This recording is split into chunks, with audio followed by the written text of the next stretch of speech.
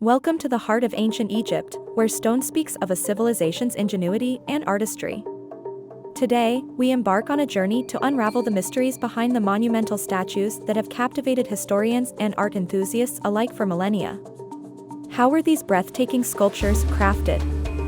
What secrets lie within the precision of their forms? Join us as we explore the techniques, tools, and technologies used in both ancient and modern sculpture. We'll compare the past to the present, examining how much we truly understand about the methods behind these colossal works of art. But there are some points to clarify first. The statue is made up of several pieces, not just one, and the welding lines are visible on the statue. The statue took nearly 6 months to complete, and it was sculpted using modern machines and electricity. When it reached the polishing stage, it was shipped to Italy to be polished because this type of polishing equipment was not available in Egypt at that time. So, why didn't Mahmud Mukhtar polish it with sand and stones, instead of shipping it to Italy and spending a lot of money? Simply get some sand and work with it until it is smooth. So why didn't he do that? Because he understands that the sand polishing process is impractical. You can also compare the unique statue of the Renaissance of Egypt that immortalized its owner's name with thousands of statues that were carved during the era of Egyptian civilization. Some of them weighed 700 to 800 tons each. A letter sent by a sculptor to Chris Dunn, which he published in his book, says, "I have been interested in Egypt and its sculpture since I was a child. As a stone sculptor, I believe tools much more durable than hardened copper chisels must have been used in the carving process of Ramses' head. My modern diamond blades and grinding points would be worn out before the head was started. Modern man with all his modern tools would be challenged to finish one Ramses in a generous timeline. Creating 4 of them as large as they are, all the same, seems almost impossible." Signed by Mike Leckie, Lost Technologies of Ancient Egypt, book, page 262. Luxor is famous for its stone workshops, which are known as alabaster workshops. These factories fabricate items like those made by the ancient Egyptians using the same materials. There are granite and basalt statues, alabaster vessels, stelas, and inscriptions. At one of the alabaster workshops, I found these 2 statues. Each statue is about 2 meters long, one made of rose granite and the other of gray granite. And I found the man who made them. His name is Mr. Hassan. We got to know each other a little bit, then I asked him how he carved them. He told me, "We get pieces from quarries, and then we work on them with the angle grinder machine." Then he defines its details with a group of smaller machines. In-depth details, such as facial features or the ear, use smaller power machines called almeza. It's something like a drill. From start to finish, the entire process is carried out using powered machines and diamond tips. Even no steel, only diamonds. Electricity and diamonds are both required. There are 4 or 5 people who work with him and assist him. According to him, a statue like this could take about 3 weeks to complete. The question was, can we make a statue like this by hand, without using electricity or machines? He replied, "May not work. If it's granite, it's very hard, and I can't work with it with my hands." So, how were the ancient Egyptian statues made? It shouldn't concern us, he laughs. People today are not the same as they were, and neither is health, and there was no clear answer to the question. I visited 4 workshops and spoke with the owners. They all told me, without exception, that they do not carve granite manually, and that they do not know anyone today who does so. Of course, some may wonder why I skipped academic artists who are professionally studying sculpture. And I'm asking for labor in the Luxor workshops. I brought up this example because every time I asked a friend in archaeology, were these granite statues completely manually carved? He says, "Oh, of course, if you go to the Luxor workshops, you'll see them sculpting the statues by hand." That is why I went to the Luxor workshops, but still, where is the granite hand carving? Returning to Beltsoni's words about statues, his testimony is significant because he was present before the Industrial Revolution when there was no electricity or engines, and Beltsoni was a specialist in the installation of hydraulic equipment. He came to Egypt to install one of these water-lifting equipment in Muhammad Ali's palace. Later, he shifted his business to search for antiquities. All this information was published in his book in 1819, 200 years ago. What did he say when he saw the granite statues of Luxor? What is most singular is that we do not know with what tools they were cut out. We have a solid demonstration that the tools of the present day will not cut granite without great difficulty, and I doubt whether we could give it that smoothness of surface we see in Egypt. However, it is unreasonable to suppose that the granite was less hard at the time of the Egyptians than it is at present. Some people claim that Roman civilization and the Renaissance produced a big number of handmade marble statues. So what prevents the Egyptian civilization from having a huge production of handmade granite statues? The answer is that the marble has a hardness of 3.5 and the statues were carved with iron chisels during the Roman era. Iron has a hardness of 5.5 and can be used to sculpt the shape and smooth marble. But it is very hard to sculpt granite, or, at best, it can sculpt it externally but without details. Because granite or diorite are harder, they require diamonds.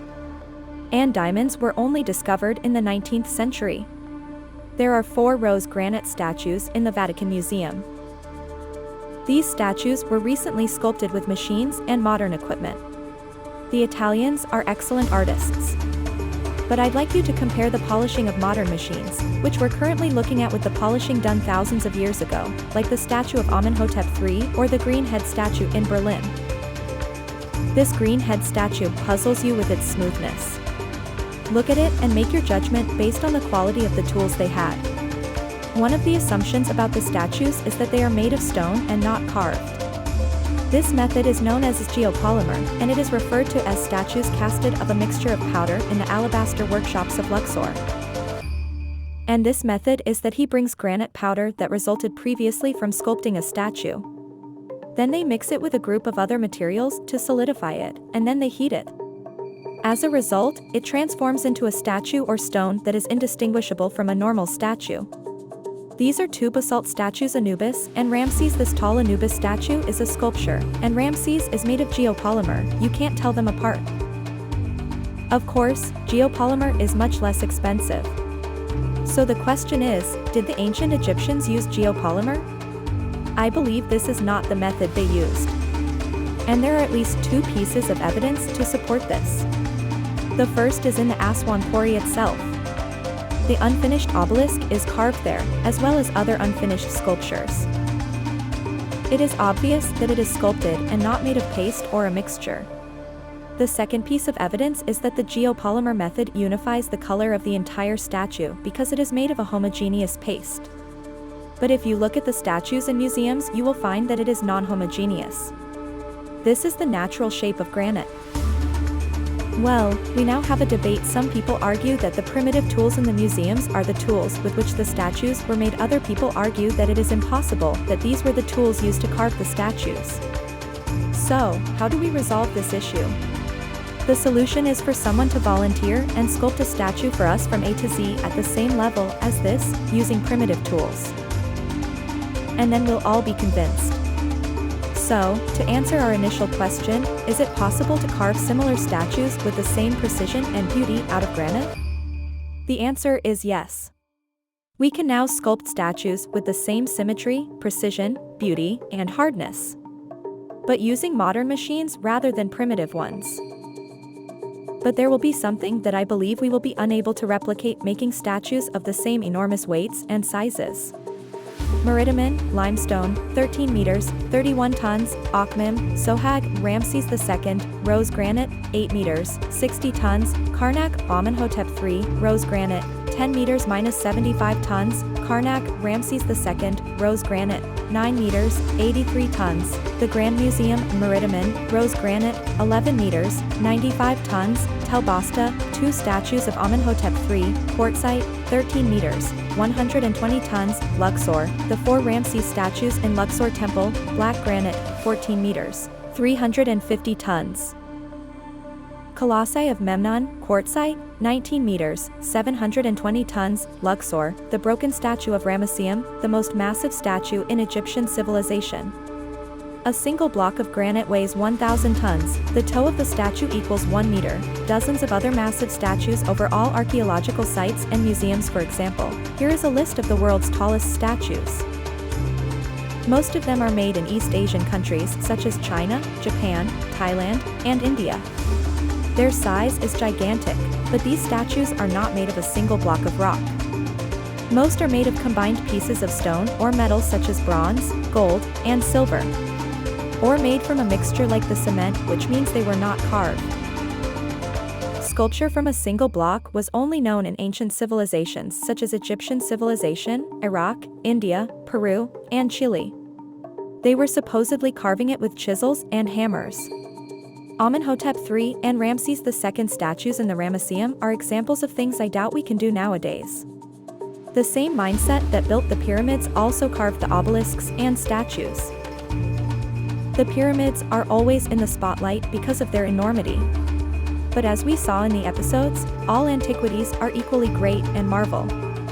If you have the opportunity, visit museums and look at the statues there. You can figure out something that no one else has. Because there are still many mysteries that we do not understand. As we conclude our exploration, it becomes clear that the artistry of ancient Egypt was not merely a product of tools and techniques, but a reflection of a civilization's profound connection to its culture and identity.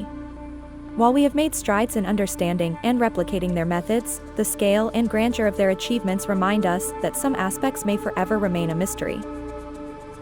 The marvels of the ancient world beckon us to reflect on our own creative pursuits. The statues and monuments that stand before us today are not just remnants of the past, but inspirations for the future. As we gaze upon them, let us remember the artistry, ingenuity, and secrets of those who came before us.